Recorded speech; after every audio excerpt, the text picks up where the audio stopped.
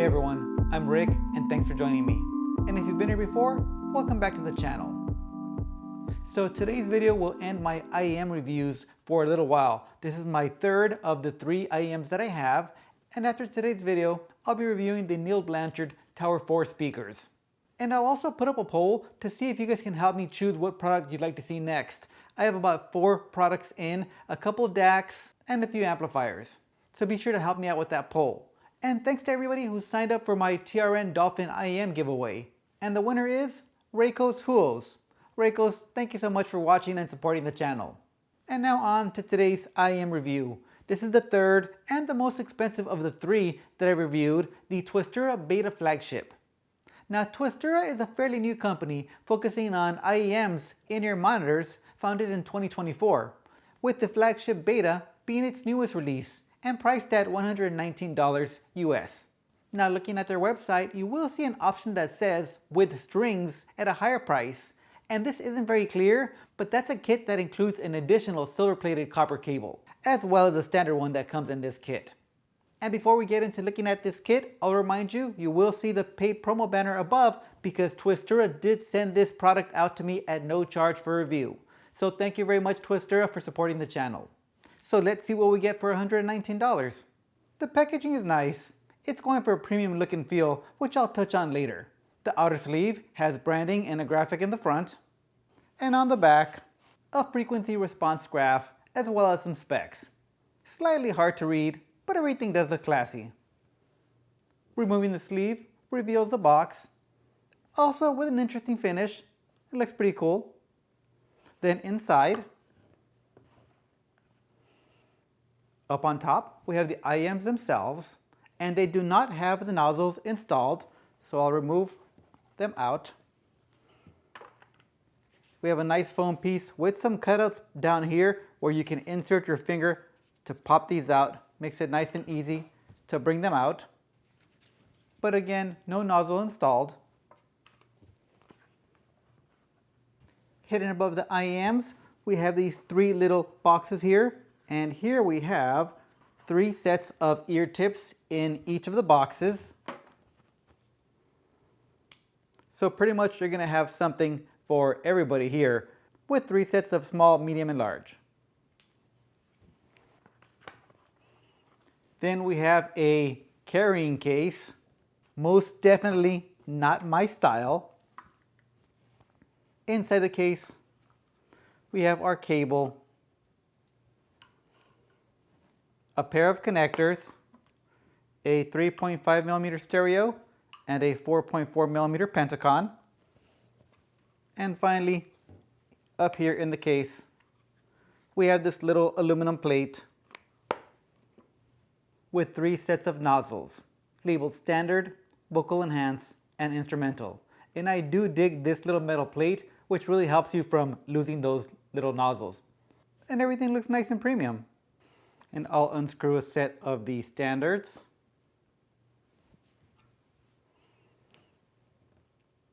And they simply screw right on.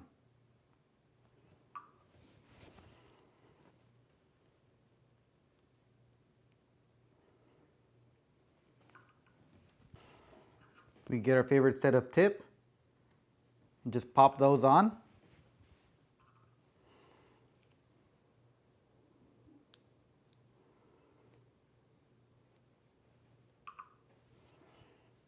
We jump to our end pieces. And here, excellent job Twistura. We do have right and left labeled clearly on both the IEMs as well as the cables. So here on the cable we have a little L, and we'll look at our IEM. We have a little L there as well. And the cool thing about this cable is that we have some extra material around the 2 pins here and a recess down in the IEM. So when we insert these, that little plastic part acts as reinforcement, and we have a much stronger connection than just the 2 little pins by themselves. So if you do have any twisting motion, you won't damage those pins. And honestly, I feel that this alone should be a universal standard. Very cool. I'll plug in the right. And then we can choose which tip we want to use. I'll go ahead and insert the Pentacon. And again, everything is nicely labeled here.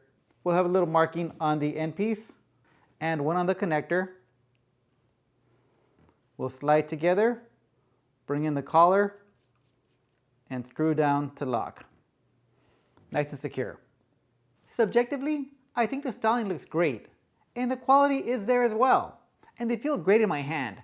I don't get the feeling that they'll break if I get them caught on something or if I drop them. Comfort is another area where Twistura got it right for sure. The shape of these IEMs has a great contour that fits awesome in my ears at least. I think they're super comfortable. They don't apply any unpleasant pressure anywhere. Now let's jump over to sound quality. And this is definitely not a neutral or flat sounding IEM. But they are very fun listen nonetheless. I first tested the betas with their silver standard nozzles, and I gave them around 3 weeks of listening. The sound was very enjoyable, just nice and fun. They do have a V-shaped tuning with great bass on the low end and a nice amount of shine on the upper end. The vocals, however, while very crisp and clean, are a bit recessed and even a touch thin. And having listened to the betas just by themselves, I'd find absolutely zero reasons not to purchase a set. They sound great if you want fun, and aren't using these as monitors to mix a track in a studio. Now comparing the Twistura flagship betas to the Fosi IM4s, the Fosi IM4s have a very similar tuning, and I would definitely call these colored as well, in a very similar V shape. The IM4s come in slightly cheaper than the betas at $99. They share a similar build quality, both excellent for the price in my opinion. Inside the housing, they both use a single dynamic driver. And guys, I believe that I misspoke on a previous video and I said that the IM4s was a planar. I'll correct myself now. I think I was comparing the IM4's sound to my speaker setup, and with that open back design of the IM4s, it reminded me of my planar mids, so I must have been thinking about that. Anyways, the IM4s use a 10mm beryllium coated polyurethane diaphragm versus the Beta's 11mm planar glass composite diaphragm. The IM4s are slightly easier to drive, and they do get a touch louder with the same power output. And some specs for the Betas: impedance at 24 ohms, sensitivity at 124 decibels, and weight at 7.5 grams per IEM, with the cable coming in at 32.5 grams. As for the accessory comparison, the Betas come in with 3 sets of interchangeable nozzles versus 2 on the IM4s. Both the Betas and the IM4s come with 9 pairs of ear tips. The cable on the Beta is thicker and feels more durable. It uses oxygen-free copper and has an interchangeable connector, and comes with a 3.5mm as well as the 4.4mm plugs in the kit. The cable on the IM4s, in contrast, doesn't feel quite as durable, but I definitely wouldn't say cheap either. The IM4 cable is silver-plated oxygen-free copper, but it does come with a fixed 3.5mm connector. If you do want a 4.4mm Pentacon connector on your IM4s, you will have to purchase a complete replacement cable. And Fosi does offer one, but for $40. So that will put you at $20 more expensive than the Beta's kit here. Again, I still think that it's a nice cable on the IM4s. I do prefer the Beta's cable for the feel and the flexibility with those 2 included connectors. And finally, the carrying cases. I so much prefer the Fosi's little case. I am not carrying this purple thing around here. Maybe it's fine for my desktop, but I don't even think that I want to throw this in my backpack. I think Twistura was trying to present a little too fancy with this one here. Look, in general, for sure the Twistura comes with a more complete package, but sometimes less is more. In a time where everything is becoming more expensive, I would have liked the packaging of the Twistura to have been reduced, maybe to 2/3 of the size. This could have possibly reduced shipping charges and packaging costs. And the case could have been something more convenient and more simple, like the Fosi case. And the ear tips, they for sure don't need to be in these plastic containers that frankly just create waste. Reducing what I would consider waste could have brought the price down a few dollars on this unit as well, but I guess all that's besides the point. Let's get to the sound comparison. Again, I compared the Beta flagships to the IM4s, and I first started off with the Moondrop Moon River 3 DAC. And this is a dope little DAC. It is Cirrus Logic based.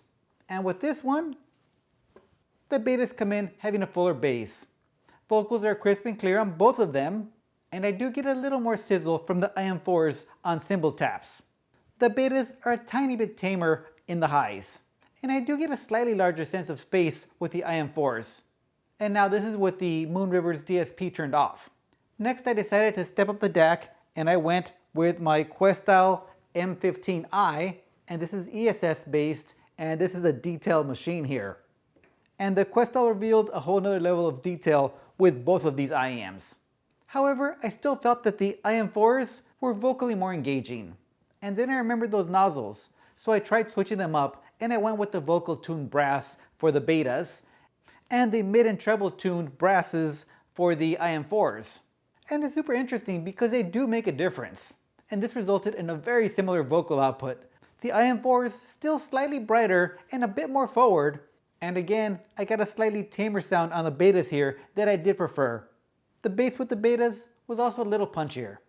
Honestly, the sound quality on both the Twistura Flagship Betas and the Fosi IM4s is great for their asking price, with just a few subtle differences. But for me, the betas went out for their bass response and slightly tamer treble, even with the vocal nozzle. And I like that you get 3 sets of nozzles as well as that interchangeable connector. I feel like you're just getting more with the Twistura without really giving anything away. Now, if you already own the IM4s, I wouldn't call the betas an upgrade. But between these two, the Twistura Beta Flagships are my recommendation at under $150 for that fun sound. And that's about all I got for this one, guys. Don't forget to give the video a like and subscribe if you aren't, and look out for my next review of the Neil Blanchard Tower 4 speakers. Thanks for watching, and I'll see you on the next one.